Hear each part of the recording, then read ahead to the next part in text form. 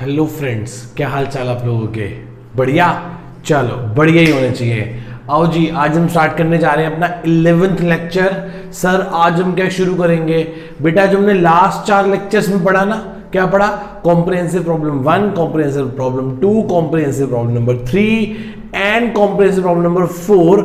उस जैसा बिल्कुल सेम क्वेश्चन करने जा रहे हैं, बस इसमें एक एडजस्टमेंट दी होगी, इसमें एक एडजस्टमेंट दी होगी, बस हमें वही करनी है और हमें कुछ नहीं करना। बहुत बहुत बहुत आसान रहने वाला है, बिल्कुल सब कुछ सेम है लास्ट टॉपिक जैसा। वही हमें revaluation account, partners capital account और साथ में क्या बनानी है? Balance sheet.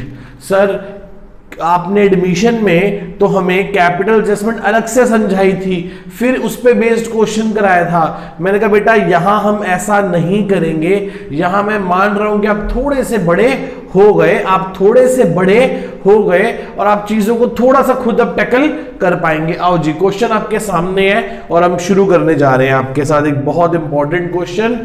सर क्या लिखा है आपने? ये बेटे ये बात क्वेश्चन में भी लिखी रहेगी और आपको समझ आ जाएगी, मैं अभी बताऊंगा जब आएगी तो। आओ जी क्वेश्चन शुरू करें। हम अपना क्वेश्चन शुरू करने जा रहे हैं। पहले मैंने वर्किंग नोट्स के बीच में एक लाइन डाल ली सुंदर सी और शुरू करते हैं। आओ जी क्या लिखा है? उसने कहा 31 मार्च 2019 द बैलेंस ऑफ एबीसी।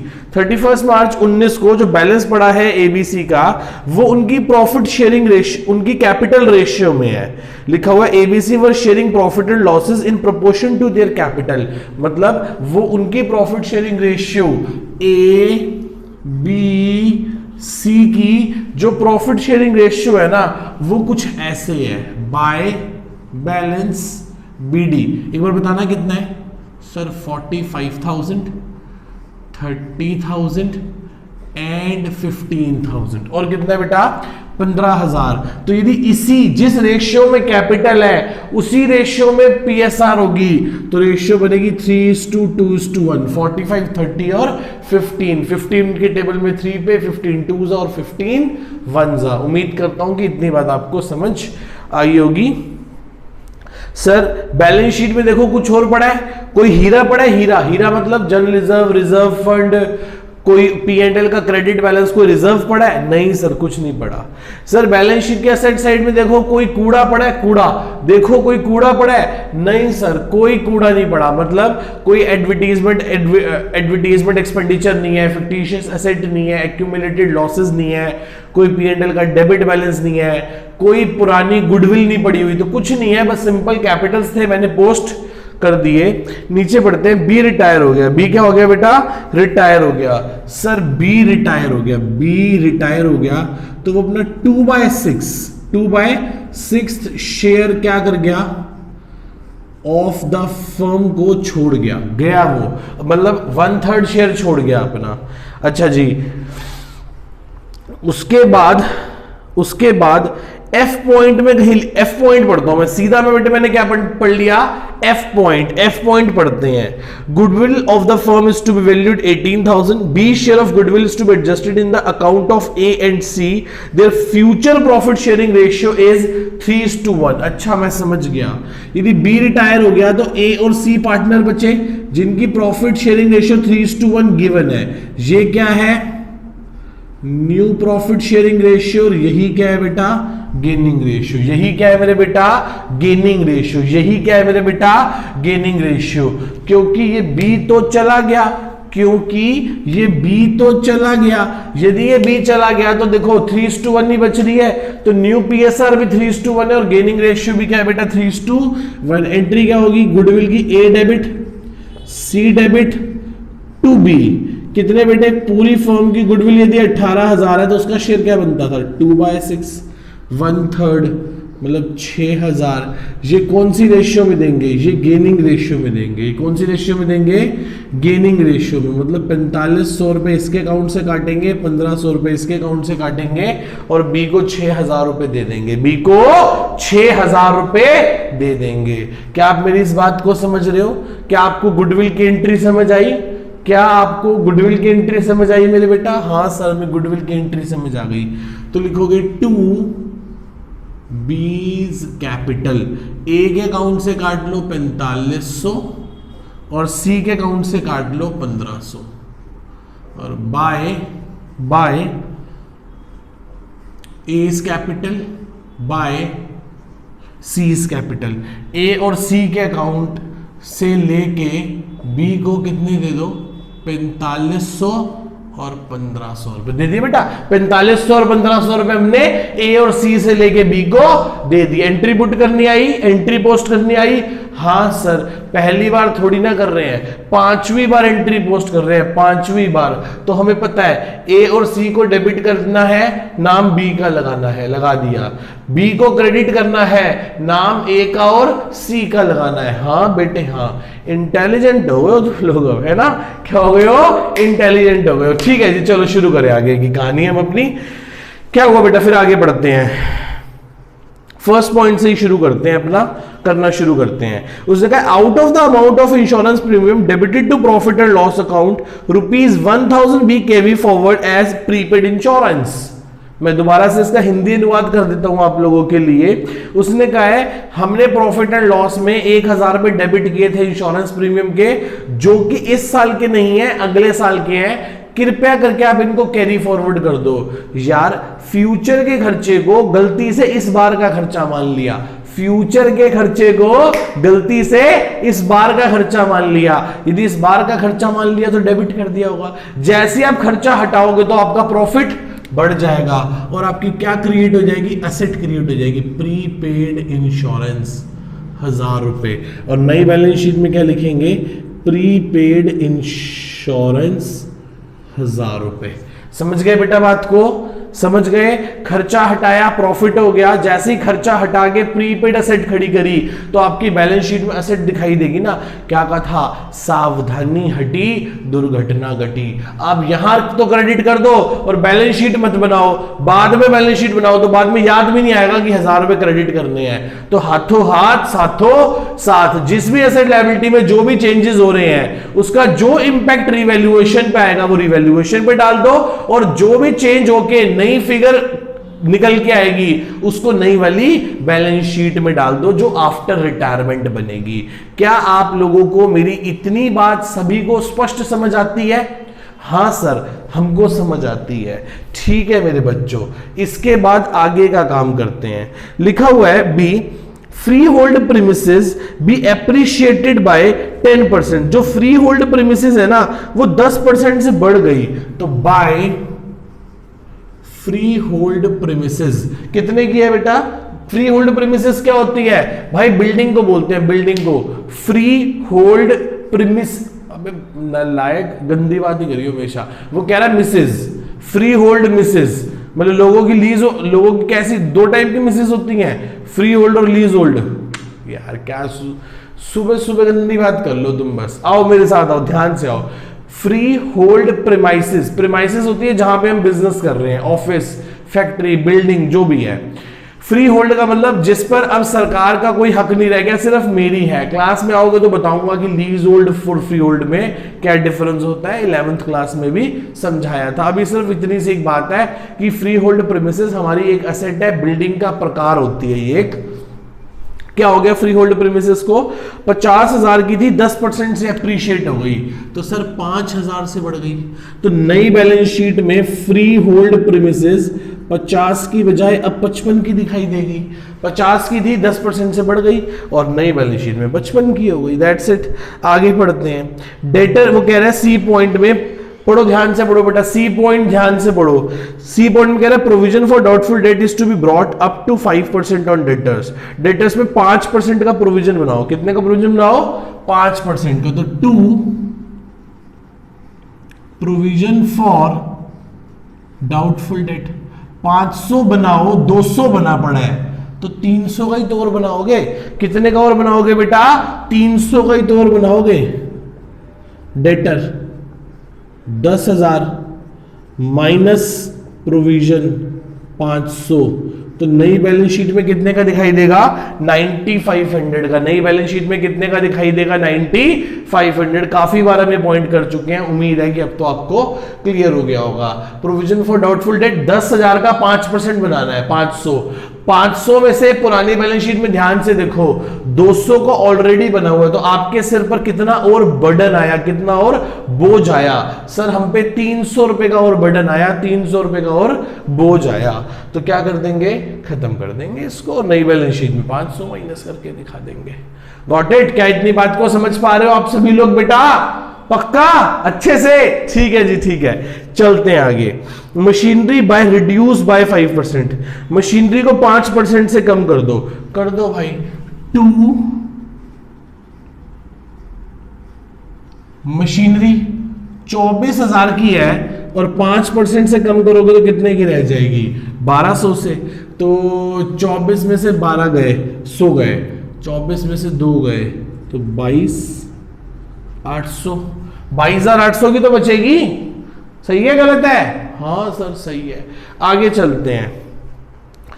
वो कह रहा था liability for workman compensation is to be extend 1500 would be created. ओ भाई साहब, वर्कमैन का कंपनसेशन का 1500 रुपए का प्रोविजन बना लो।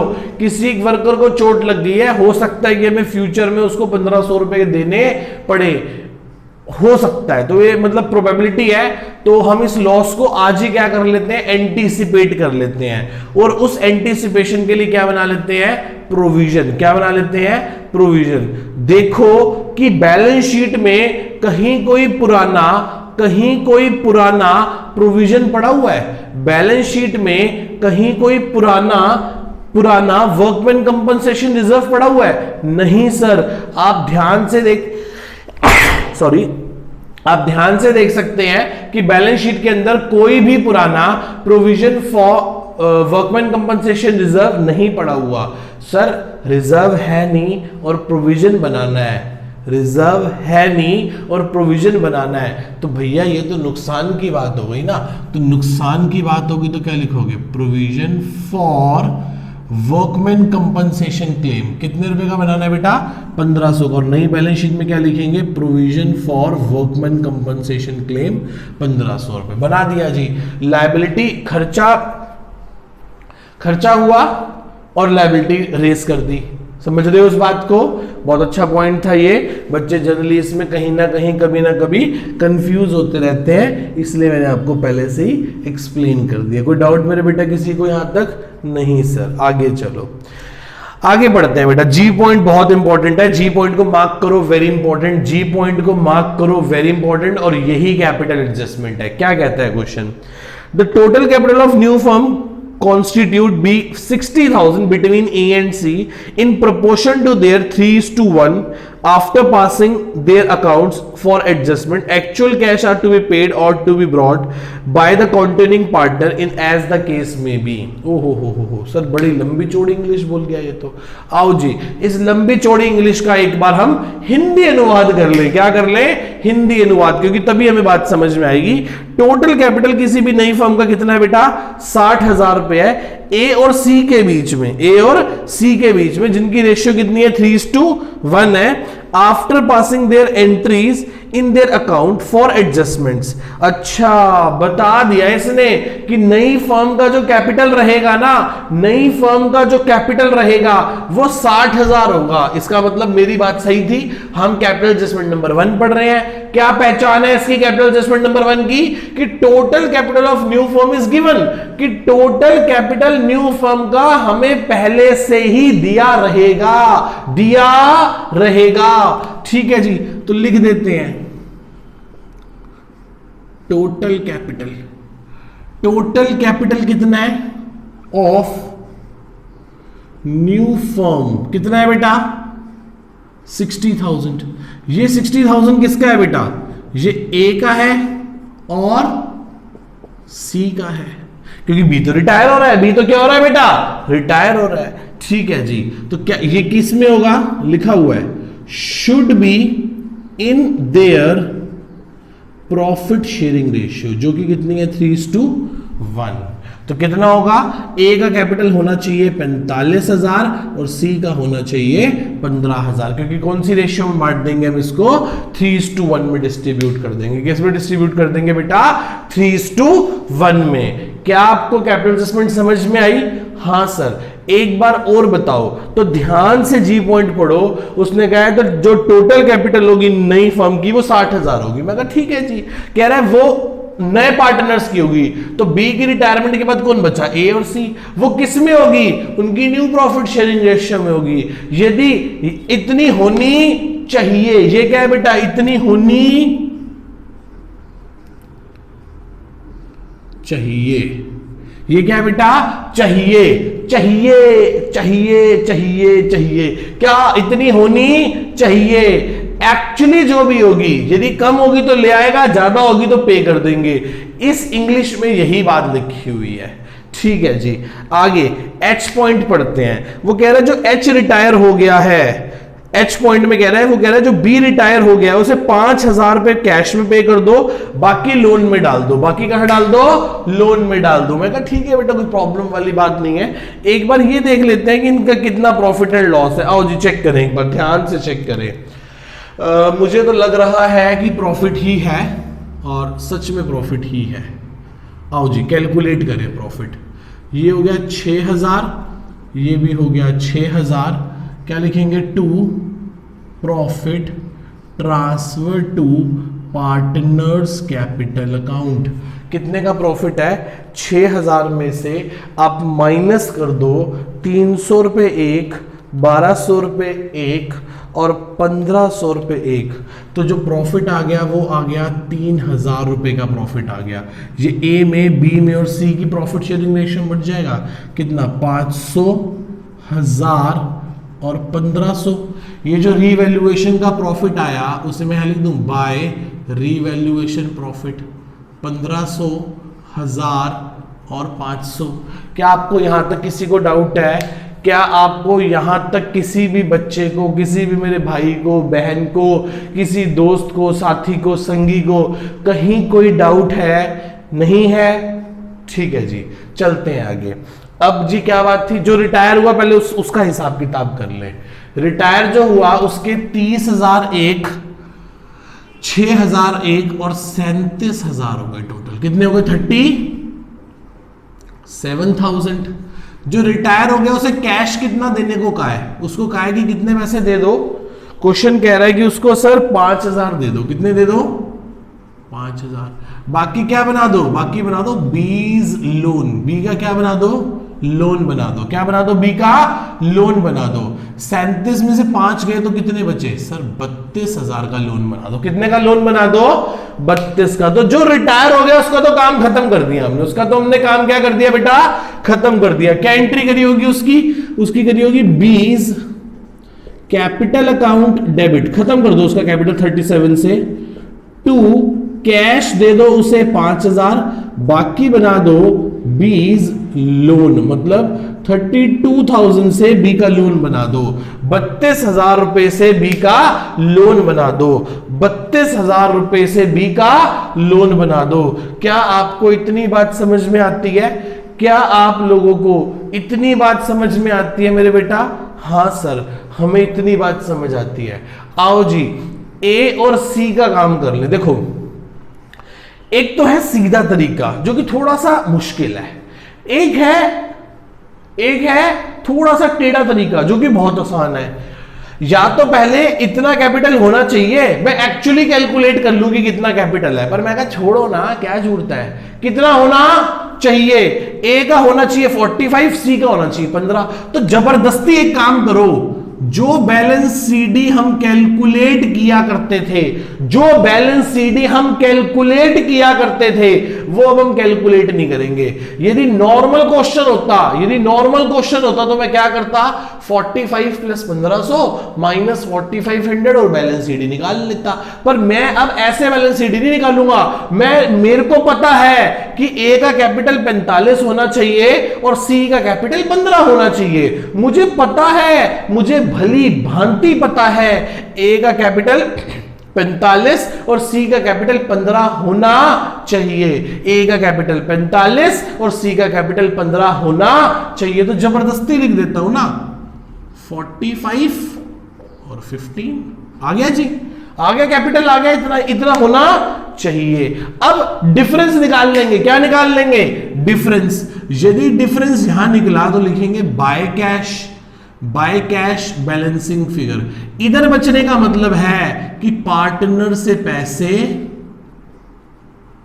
लेने हैं, और यदि डिफरेंस यहां बचा तो लिखेंगे to cash balancing figure. Partner capital to cash, मतलब कैश क्या करना है, देना है। क्या करना है, देना है। बताओ जी कौन सी साइड बड़ी लग रही है आपको? सर मेरे को ये साइड बड़ी लग रही है। 45,000 प्लस 4500 तो 49,500। झूठ मूठ में यहां भी क्या लिख देंगे, 49,500। 49,500 में से 46,500 माइनस कर दो तो क्या बचा, 3,000 रुपए। ए लाके देगा 3,000 रुपए। ए कितने पैसे लाके देगा बेटा, 3,000 रुपए। ए कितने पैसे लाके देगा बेटा, 3,000 रुपए ए लाके देगा। उसी प्रकार से सी का भी कैलकुलेट कर लो। सी की भी यही साइड बड़ी लग रही है। ये हो गया 15,000 प्लस 1500, 16,500। झूठ मूठ में यहां भी क्या लिखोगे, 16,500। तो इसके 15,500 है तो ये कितने पैसे लाके देगा, ये 1,000 रुपए लाके देगा। और हमने देना किसी को कुछ नहीं है। समझ आ गई बात?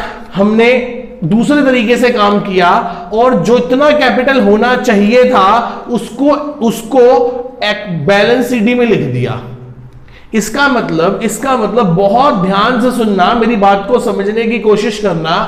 बोलो ए यदि 3,000 रुपए ला दे, यदि 3,000 रुपए ला दे तो उसका कैपिटल 45 हो जाएगा, जितना होना चाहिए। और सी यदि 1,000 रुपए ला देगा फर्म में तो उसका कैपिटल 15,000 हो जाएगा, जितना होना चाहिए। मैं आपको समझाता हूं कैसे। 15,000 इसका कैपिटल था, 500 रिवैल्यूएशन का प्रॉफिट, 15,500। एक्चुअली इसका कितना है, एक्चुअली 1500 माइनस कर दो तो इसका तो 14,000 है, 14,000 है। यदि 1,000 ला देगा तो ऑटोमेटिकली कितने हो जाएंगे, 15,000। क्या आप मेरी इस बात को समझ पा रहे हैं बेटा? क्या आप मेरी इस बात को समझ पा रहे हैं? देखो चीजों को सिर्फ कैलकुलेट नहीं करना होता, चीजों को कैलकुलेट करने के साथ साथ इंटरप्रिटेट करना होता है। हमें चीजें लॉजिकली समझ आए, ये बहुत ज्यादा इंपॉर्टेंट है हमारे लिए, ना कि हमें सिर्फ करना आ जाए। करना आना एक अलग चीज है, चीज को करना आना एक अलग चीज है, और उसकी कॉन्सेप्चुअल क्लैरिटी होना एक अलग चीज है। यदि कोई आपसे पूछ ले तो आप उसी ढंग से, उसी तरीके से बता सको जिस तरीके से मैं बताता हूं, तो आप मेरे स्टूडेंट कहलाओगे। तो कहलाओगे हाँ भाई पारसपुरी से पढ़ते हैं। अदरवाइज नहीं, बस कर दिया, कैसे आया क्यों आया पता नहीं सर, बस ऐसे ही करते हैं। यार ये ना मेरे को सबसे ज्यादा बेकार चीज लगती है, ये सबसे खराब चीज है कि बस सर कर दिया, देख लिया, ऐसे ही आएगा, क्यों आएगा पता नहीं। अरे भाई हर चीज के पीछे कोई ना कोई कैलकुलेशन होती है, कोई ना कोई टेक्निकल पॉइंट होता है, कोई ना कोई लॉजिक होता है, हमें उसी लॉजिक को पकड़ना है भाई।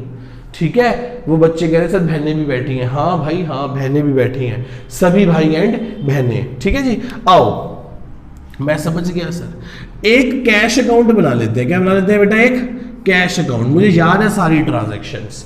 देखना पुरानी बैलेंस शीट में कैश पड़ा है, ओ सर बैंक पड़ा है, तो कोई नहीं बैंक बना लो, एक ही बात है। कैश बैंक एक ही चीज है। ओपनिंग बैलेंस कितना पड़ा है बेटा, सर 13,000। ए कितने पैसे लाके देगा, सर ए लाके देगा 3,000। सी कितने पैसे लाके देगा, सर सी लाके देगा 1,000। बी को हमने उसकी रिटायरमेंट पे कितना पैसा दे दिया था, सर हमने उसकी रिटायरमेंट पे उसको 5,000 दे दिए थे, याद है ना, 5,000 दिए थे। हाँ सर, तो ये क्या बच जाएगा, ये बच जाएगा बैलेंस सीडी।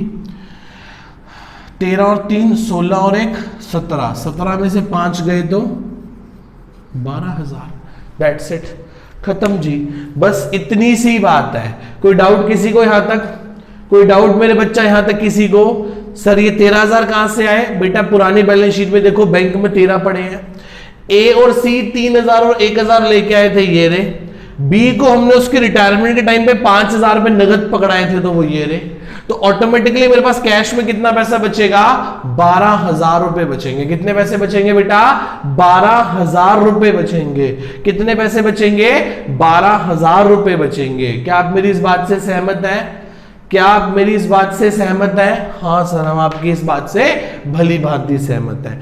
आओ जी चले, क्या करें सर, नई बैलेंस शीट बनाएं। बना लो जी, बहुत ही आसान है नई बैलेंस शीट। तो क्रेडिटर्स, पुरानी बैलेंस शीट में ध्यान से देखो, क्रेडिटर्स कितने पड़े हैं 10,800, अभी भी 10,800 के आएंगे, कोई चेंज नहीं किया। Bills payable 5,000। उसके बाद जो पार्टनर रिटायर हो गया क्या लिखेंगे, बीज लोन, बी का लोन कितने का है 32,000 का। फिर क्या है बेटा, पार्टनर्स कैपिटल, ए का और सी का कितना 45 और 15,000, तो टोटल कितने हो गए 60,000 रुपए हो गए। कितने हो गए बेटा, टोटल कितने हो गए 60,000 रुपए हो गए। ठीक है जी, एसेट साइड में चलो, क्या बैंक में कितने पैसे पड़े हैं, बैंक बैलेंस 12,000 रुपए आएंगे। कितने आएंगे बेटा 12,000 रुपए आएंगे, 12,000 आ गए। डेटर हो गया, स्टॉक नहीं हुआ, stock stock stock stock stock कोई चेंज तो नहीं किया था ना स्टॉक में, नहीं सर स्टॉक में कोई चेंज नहीं था, तो स्टॉक अभी भी कितने का आएगा 9,000 का आएगा। कितने का आएगा बेटा 9,000 का। मशीनरी और फ्री होल्ड प्रीमिसेस में चेंज कर दिया था। अब यदि भगवान चाहेंगे तो हमारी बैलेंस शीट क्या कर जाएगी, टैली कर जाएगी। आओ जी टैली करें। 1,000 plus 9,500 plus 12,000 plus 9,000 plus 55,000 plus 22,800, ये हो गया 1,09,300। 1,09,300 1500 प्लस 10,800 प्लस 5,000 प्लस 32,000 प्लस 60,000, 1,09,300, 1,09,300, 1,09,300, 1,09,300 रुपए है। ठीक है जी, क्या यहां तक किसी को कोई डाउट है, क्या यहां तक किसी को कोई डाउट है मेरे बच्चों, पक्का चले आगे, पक्का नहीं, बैलेंस शीट मैच कर गई। सर ये क्या था, सर ये फर्स्ट कैपिटल एडजस्टमेंट थी, जिसकी हिंट क्या है कि जो टोटल कैपिटल नई फर्म का होगा ना पार्टनर की रिटायरमेंट के बाद का, वो आपको ऑलरेडी क्वेश्चन में क्या होगा दिया होगा कि टोटल फर्म का कैपिटल कितना था 60,000, तो हमने कैलकुलेट कर लिया, और वो भी किसमें होगा उनकी न्यू प्रॉफिट शेयरिंग रेशियो में हमने निकाल लिया 45 और 15, उसको हमने क्या करा डिस्ट्रीब्यूट कर लिया बेटा, उसको हमने जबरदस्ती लिख दिया, बाकी पैसे लेने हैं या देने हैं। इसमें बेटा एक कंडीशन और हो सकती थी, वो कहता है कि पैसे लाएंगे और देंगे नहीं, करंट अकाउंट ओपन कर देंगे। क्या ओपन कर देंगे, करंट अकाउंट ओपन कर देंगे।